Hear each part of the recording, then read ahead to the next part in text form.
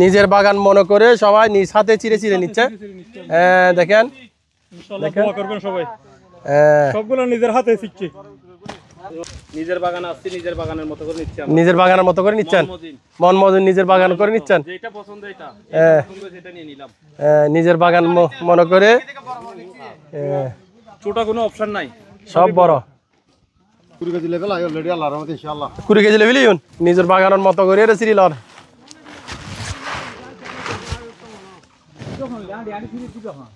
বাবার নানা বাইতে সিরিল এলান। অনেকে বলে আপনারা নাকি আম লাল হওয়ার জন্য, পাকার জন্য গাছের মধ্যে মেরে দেন। ওই না না, এটা ভুল, এটা ভুল না, এটা ভুল। আপনারা আমরা যে আমগুলা গাছে পাকবে সেই আমগুলোই পারবো, অন্য কোনো আম পারবো। মানে যে গাছটা পাকবে ওই গাছটাই তো মানে লাগে গেছে আম, ঠিক আছে, অন্য গাছটা লাগে না, ওইগুলোই আমরা পারবো, এছাড়া পারি না। আর আমরা যে কীটনাশক ব্যবহার করি, কীটনাশক মনে করেন যে সেম 12 দিন থেকে 13 দিন ইয়া থাকে, এটাতে একটা গ্যাস থাকে, ঠিক আছে। তারপরে আমরা আম পাড়ার প্রায় 1 মাস আগে থেকে কীটনাশক বন্ধ, যাতে মানুষের ক্ষতি না হয়। এটা তো মানুষ তো খাইবো, এই কারণে আমরা 1 মাস আগে থেকে কীটনাশক বন্ধ করি। মধু নিজের মনে করে লেভেলান নিজের মনে করি। এখানে যারা আমরা আম নিতে যাচ্ছি এরা সবাই নিজ হাতে বাগান থেকে, এই বাগানের গাছ থেকে ছিঁড়ে নিচ্ছে।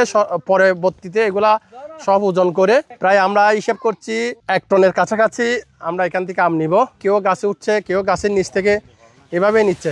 আমরা এখানে খাগড়াছড়িতে জালিয়াপাড়ায় এসেছি। বাগানের মালিক উনি, এটা হলো তাদের মুন্সিদ্দিনের সম্পত্তি, এটা উনি কোনো ভাড়া টাড়া নেয় নাই। বিশেষ করে ওনাকে আমরা ধন্যবাদ দিচ্ছি। আমরা হাটাজারি থেকে এসেছি, আমাদের 20-25 জন মানুষকে উনি ঢুকামতোরা আম আমাদেরকে নিজ হাতে উনি দিয়েছেন খাওয়ার জন্য, এটা আমরা বাইকে ধন্যবাদ জানাই। কিন্তু আম নেওয়ার আগে যে আমাদেরকে মেহমানদারি করছে এত মানুষকে, আমরা মনে করি আমের মধ্যে বিভিন্ন মেডিসিন দেওয়া হয় আর গাছের মধ্যে আম পাকানো হয়। আসলে এটা হলো ভুল ধারণা।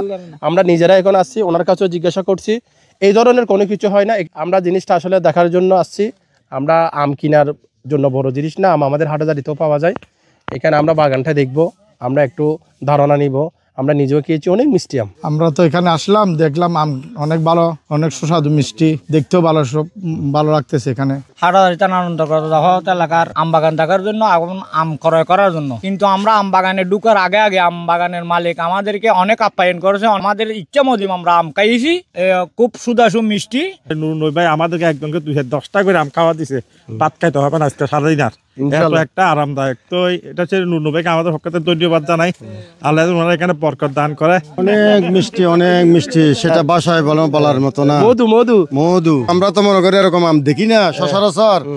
গাছের গোড়ায় আসি দেখেন আমরা পাগল হয়ে গেছি, যে তোগুলা গাছে আছে, তোগুলা গাছ নিচে আছে, আম পরে আছে। তো আমরা ইচ্ছে মজিম খাইছি আলহামদুলিল্লাহ। নিজের হাতে গাছ থেকে ছিঁড়ে আম খেলাম। আম গাছের নিচে অনেক আম পড়ে আছে, ওইগুলা নেওয়ারও সময় নাই।